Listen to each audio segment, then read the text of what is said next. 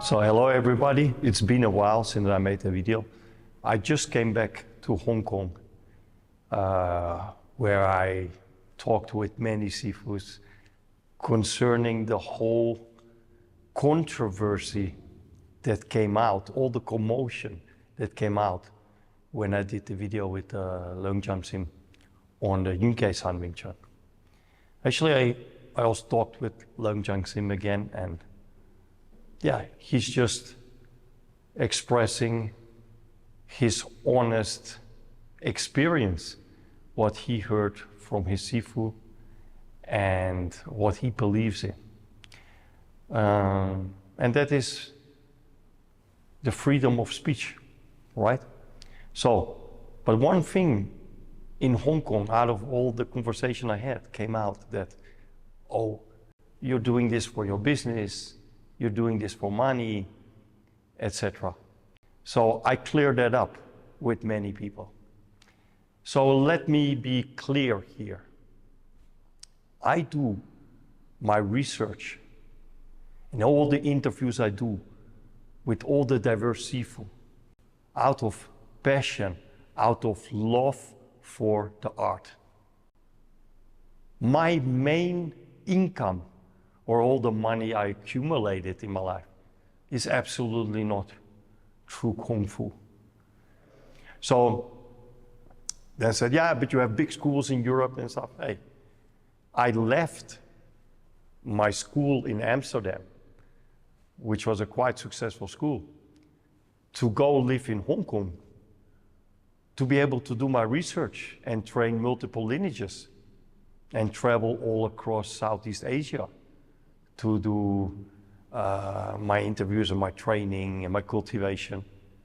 And of course, when you leave a school behind, a business behind, an association behind, and you go live on the other side of the world, things go grow less fast than till they stabilize to the point where it functions without your presence, without your energy, you know?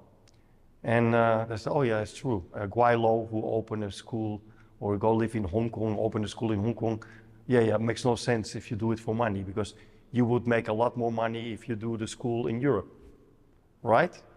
Then I was one of the top in the Leung Ting system in terms of name, in terms of skill. I taught many masters at that time, already in 2002, many masters at that time of the EWTO, 7 levels, 6 level masters. They came to me to learn the Leung Ting Wing Chun. If I would have done it all for money, I would have stayed in that system, right? Or promoting only the Yip Man lineage, because it's the most popular lineage. I was a direct student of Leung Ting. Better to promote that, right? Because it's the most popular lineage, right? I studied under Cheung. Cheung was a student of Lok Yu. Lok Yu was one of the first students of late grandmaster Yip Man. Then I would have focused on that. But no, I decided to delve into the research, to go more deep. Where did Yip Man get his info from? And then I came up with a thesis, and I wrote a book.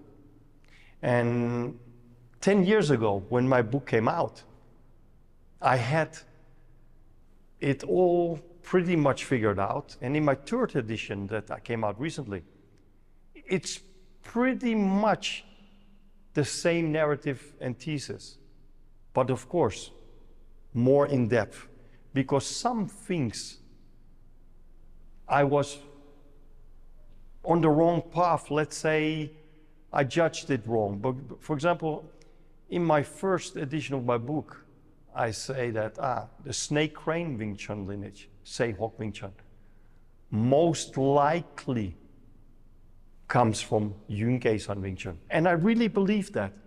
I really believed that at that time. And there were all points pointing towards that.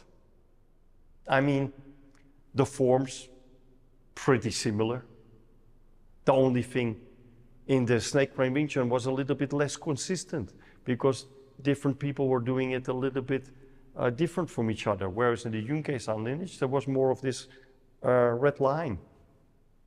Then the fact that their history pretty much matched up, but then there was all this secret society involved and so, and I had already my doses of history with that, right? Delving into made-up lineages like Hong Fa Yi Wing Chun or Heki Bun Black Flag Wing Chun, that I was the first one really to expose to the world as being a fraudulent lineage.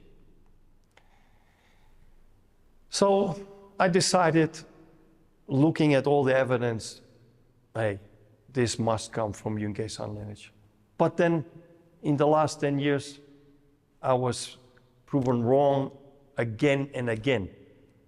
As such that I had to write the 3rd edition and change the thesis and had to admit certain things.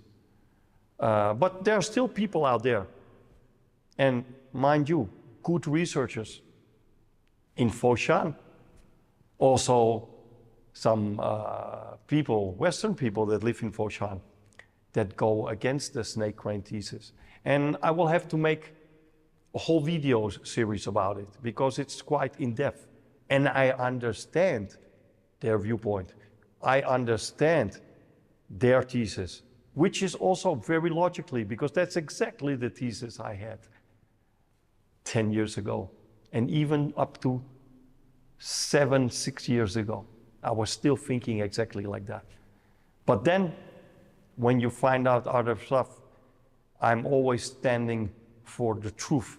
And then, I'm not even representing. There was all these lineages. I'm representing so many lineages, pushing so many lineages through my YouTube channel over the decades. Then the last video I made with Leung Jam Sim Sifu about the Yuen-san and Yip Man learning from the Yuen-san lineage. Hey, that is nothing new. Dr. Cheung mentioned it already in this video here. Yuen同阮其生嘅關係，佢哋係佛山，其實初期係好朋友嚟嘅。Yuen學嘅係找錢華、陳華順嗰邊嘅少林詠春，而阮其生學嘅係五梅呢邊嘅詠春尋橋標誌小念頭，應該就係五梅師太呢邊嘅。陳華順嗰邊、周少華嗰邊學嘅係蘭少林，學嘅四門啊、虎虎啊，其實同呢三路徑係無關嘅。但係呢個葉問咧，因為同阮其生係好朋友咧，佢成日過嚟問阮其生詠春嘅三路徑，阮其生有指點過佢呢三路徑，尋條標誌少年。甚至乎碌手上手都係阮其生。當年係學嘅係周前華嘅詠春，蘭少林嘅志士嘅，志士所傳嘅係比較開啲，冇咁壞。而佢係阮其生佢都得到咗詠春三套卷之後咧，就改變咗，係有碌手有埋身，所以就全面咗啲。而家發揚得相當好。佢亦都親自去佛山拜候過陳華順啲後人，陳華順個孫。咁但係有一個好奇怪嘅事情就係話咧，佢覺得陳華順嗰啲孫打嗰啲功夫咧，就同佢學嗰啲所謂內家詠春咧，就有一個好大區別。最明顯嘅區別咧就係佢問起佢喂，講起刺手個知覺嗰一方面嘅訓練嘅時候，陳華順個孫直頭坦言佢哋唔知咩叫招手，佢哋所講嘅嗰啲外交詠春、雜交詠春係冇嗰樣嘢嘅。佢彭秋仲要同個徒弟彭秋個徒弟阿霍芬兩個人一齊去仲表演俾佢睇嗱，我哋個詠春嘅黐手係由邊度開始，個知覺係點樣反應，咁樣做翻俾佢睇。而佢哋先至開始，哦，原來詠春有啲咁內家功夫咁高深嘅嘢，佢哋先至開始加插咗一啲對策、穿插，即係扣納之類嘅嘢。其實嗰個咧只係一個對策嘅基礎嘅啫，都未曾去到詠春黐手嗰個知覺嗰個層次嘅。Others mentioned it already.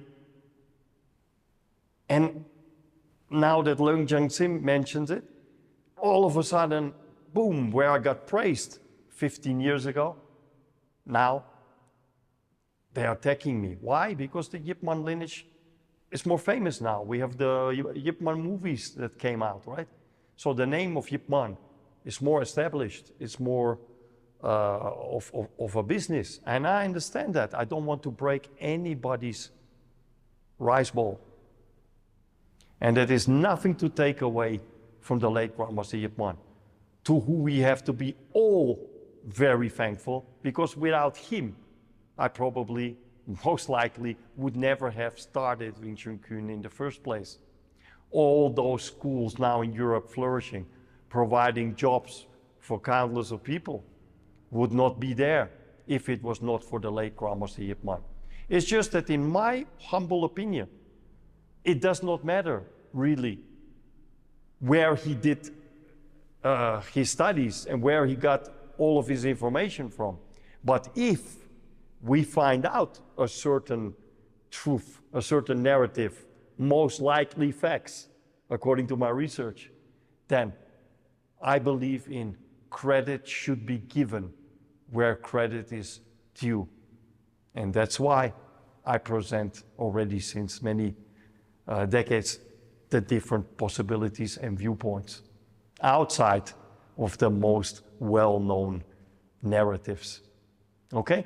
So let that be clear, and see you all in the next video. Thank you.